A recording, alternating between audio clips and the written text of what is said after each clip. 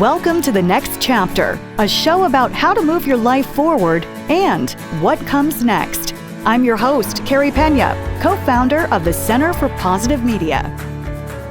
This is The Next Chapter. I'm Carey Pena. With us in studio today, Todd Kane, author, speaker, master hairstylist, and so much more. How you doing, bud? I'm good. Thank you, Carey. So Todd was in our studio years ago, right before COVID, and you did your audiobook here with us. So we know you. And when you came out with this TEDx talk, you messaged me and you said, you gotta look at this and listen to this. Let's talk about this because it is so fascinating how it came to be that you created this talk about finding integrity after a conversation with someone sitting in your chair at the salon. So what happened? Well, like a lot of people during COVID, I found myself in many difficult conversations. And it was inevitable. Everything was going on politically, socioeconomically, and with everybody's health. People were afraid. They were stressed out. And you've been in a hairstylist chair before, so you understand the relationship that we have with one another.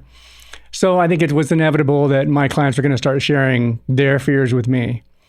Now, it's okay when it's one-on-one and there's one a day, but they would go home and I'd have 5 more clients.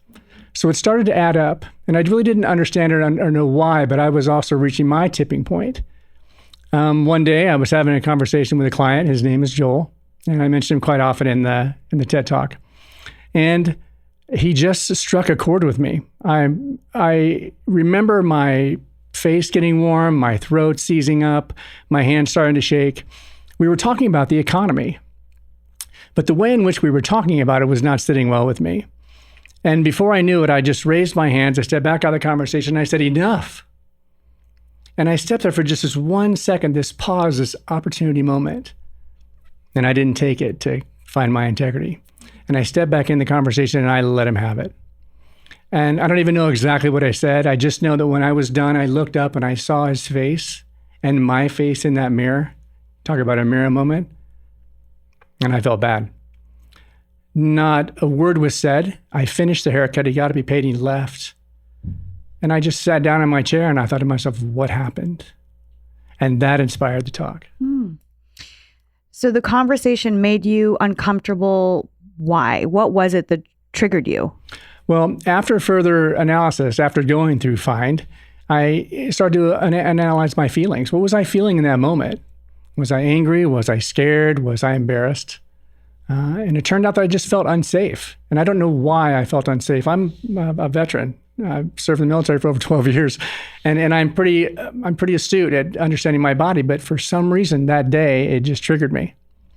So after more reflection, I started to say, okay, why did I feel unsafe in that conversation? And as I interrogated that feeling, I realized it was because I was afraid of losing my business. Imagine months and months of being shut down, open, shut, mask, no mask, good, bad, angry, happy, sad, you name it.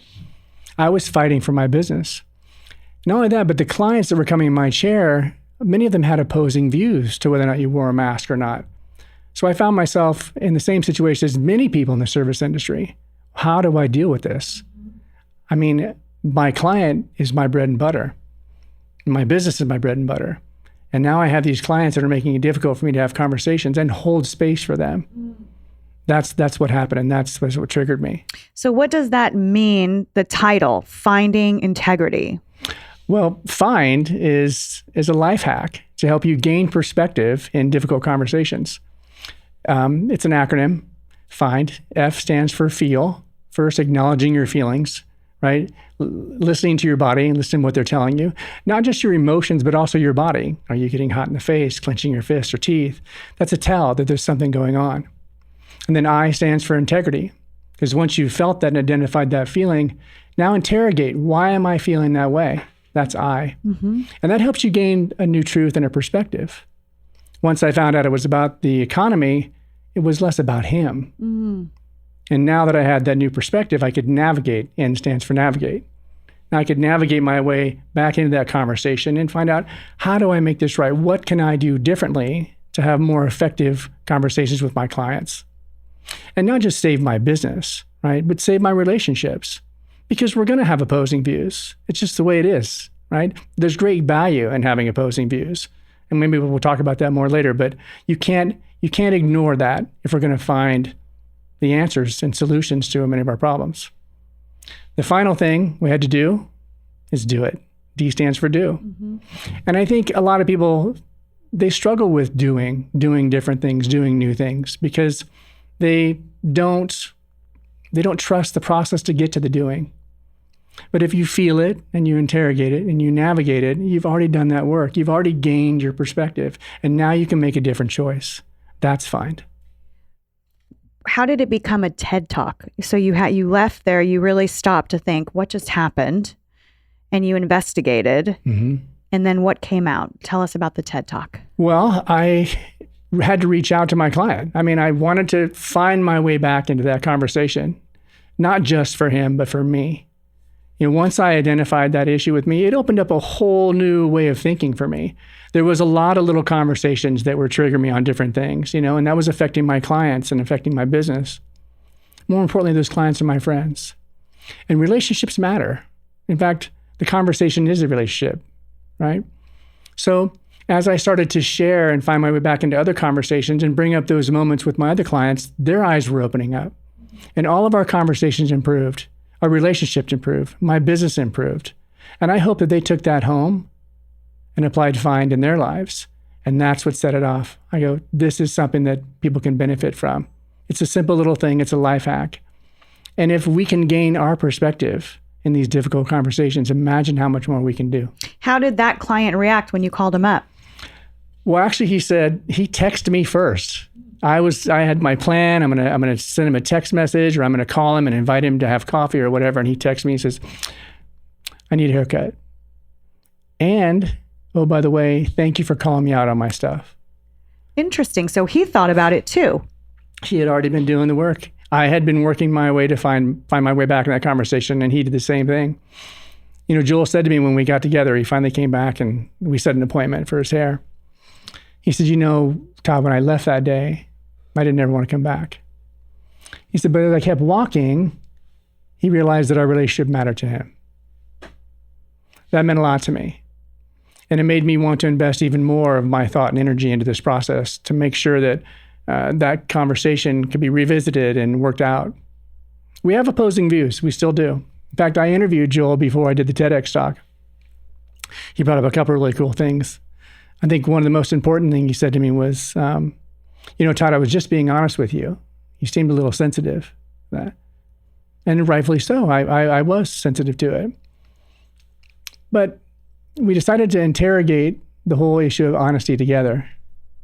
And we found that you can be honest, but also disrespectful. And you can have the best of intentions, but be reckless and careless with your words.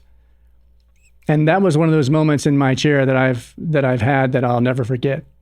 Just having him sit here look at me and I'm looking at him, and we're both like, yeah, that's right. That's what we were doing. It's interesting how much you've learned about this by being a hairstylist and having these conversations in your chairs. Yeah. And I coach people and organizations on how to have better communications. And much of it came from being a hairstylist. I mean, thousands of hours behind the chairs with brain surgeons and mothers and teachers and attorneys and head of neurosurgery. I mean, it's all there. They're all on my chair. And it's been an incredible blessing. I've been a hairstylist for 12 years now, and I had left corporate world. I spent 30 years in both the military and private sector. And then one day I thought I want to do something creative.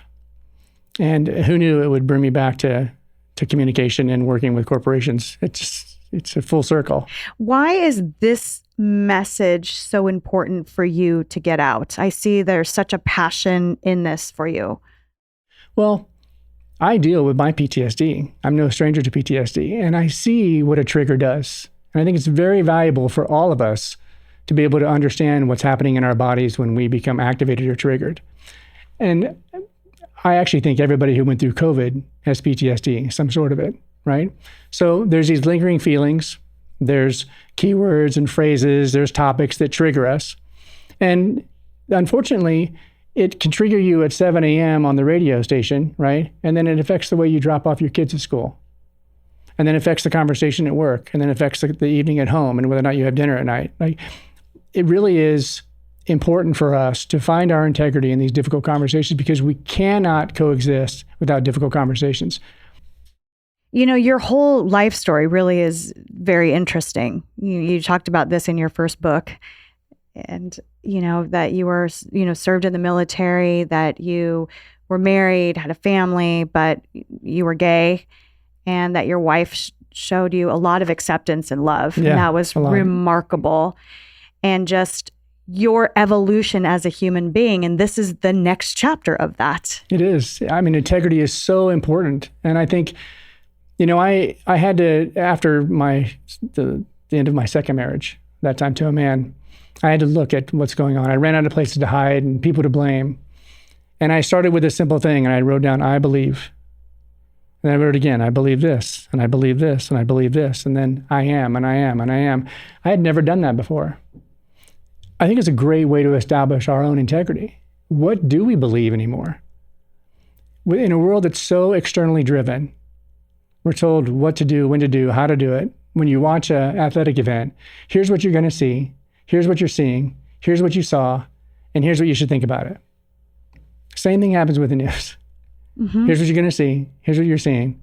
Where's the independent thought? Where's the original ideas? Where is our integrity in it? Why can't I just look at something and say, okay, this is what I think about it, and this is how I'm going to apply my morals, values, and beliefs, and this is how I'm going to live. And I had to do that. How did that help you and serve you writing the I ams or I believes? Well, I had never done it before. Most of us just adopt those values from our families. You know, don't do this. We believe this. This is our religion, and this is our whatever. And here's what we know about this. And whether it's abortion or anything else. And we're just like, okay, because that's how we go with the flow. I'm as youngest of 5 boys, right? My voice is maybe heard a little bit. But at the end of the day, I realized that I had not really embodied who I am. I hadn't really determined what my truth was. So how could I live it?